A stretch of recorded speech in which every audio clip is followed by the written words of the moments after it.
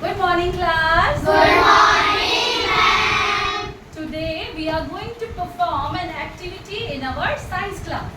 So the name of the activity is seed germination activity. ठीक है? यानी आज हम अपनी साइंस की क्लास में करेंगे seed germination activity. So how many of you are know about the seed germination? किसी को पता है seed germination के बारे में? Okay. The development of a seed into a seedling is called seed germination. यानी जब एक बीज पौधा बनने की प्रक्रिया में आता है तो इस प्रक्रिया को हम क्या कहते हैं? Seed germination. यानी सीड से एक डेवलप प्लांट बनने की प्रोसेस को हम क्या बोलते हैं? Seed germination. So in this process what we have to do? First of all we have to take some beans, some kidney beans, some grams and moong dal, and we have to soak it for over the night. Okay, जब हम उनको रात भर भिगाएंगे तो what we have to see in the morning the seed were swollen up. ये इस तरीके के हो जाएंगे. ठीक है, देखिए साइज में बड़े हो गए हैं, थोड़े से फूल गए हैं. ठीक है, जब हम इन सीड्स को हल्का सा इस तरीके से देखो, ये इसका आउटर कवरिंग है ना, the outer covering of the seed, this part is called its seed coat.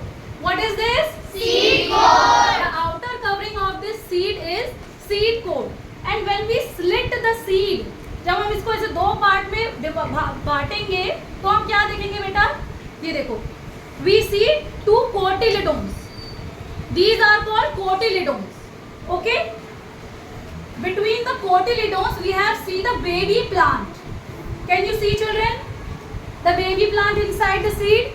The upper part of this baby plant is called shoot and the lower plant is called root. Okay?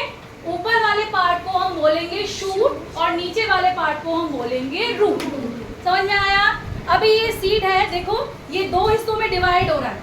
तो the seed which have two cotyledons are called dicot. मतलब कि उसमें दो part में divide हो जाएगा. जैसे कि चना दो पार्ट में डिवाइड हो जाएगा. ये देखो स्प्लिट करेंगे हम तो, है ना.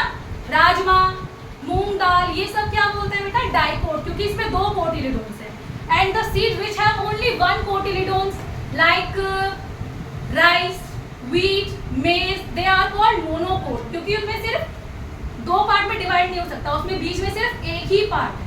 समझे?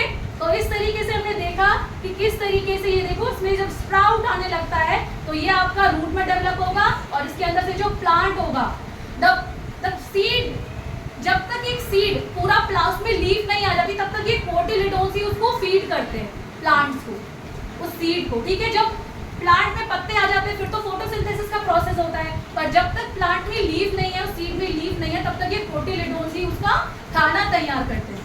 समझ में आया सबको?